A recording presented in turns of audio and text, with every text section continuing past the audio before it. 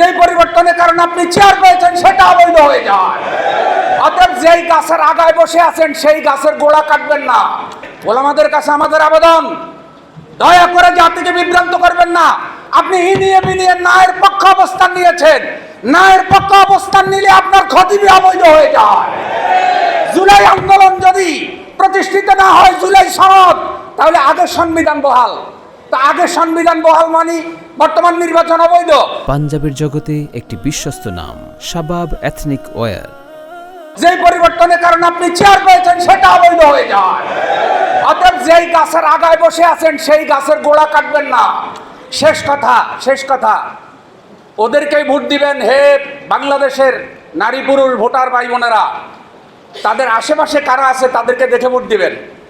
যদি দেখেন যে প্রার্থী আপনার কাছে এমন লোক নিয়ে এসেছে যারা আশেপাশে সন্ত্রাস, চাঁদাবাজ, দখলবাজ, ঋণ খেলাপি, তাহলে দয়া করে তাদেরকে ভোট দিবেন না। কারণ এই লোক যদি নেতা নির্বাচিত হয়, সংসদ সদস্য নির্বাচিত হয়, ঋণ খেলাপি, সন্ত্রাস, চাঁদাবাজেরা পুরা জাতির ভাগ্য নিয়ে ছিনিমিনি খেলবে।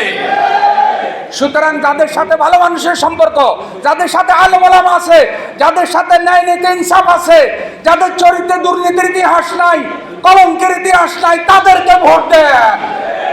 ভাই এখানে যত আলেম ওলামা আছে ওনাদের মোবাইল তালাশ করলে আরো হুজুরদের নাম্বার পাবেন। চান্দাবাজের মোবাইল তালাশ করলে 10-12টা চান্দাবাজের নাম্বার পাওয়ার সম্ভাবনা আছে না নাই? সবার সাথে সবার ভালোবাসা হয় না। সুতরাং নির্দলীয় সংগঠন হেফাজত ইসলামের আমির সাহেব, আপনার ভালোবাসা হওয়ার কথা আলেমদের সাথে, কিন্তু আপনি কুফরি মতবাদ চান্দাবাজদেরকে কিভাবে সমর্থন করতে পারেন? জাতির কাছে জবাব দিতে হবে। বহু রক্তের বিনিময়ে জাতি এই জায়গায় এসেছে, বহু তরুণের রক্ত দিয়েছে।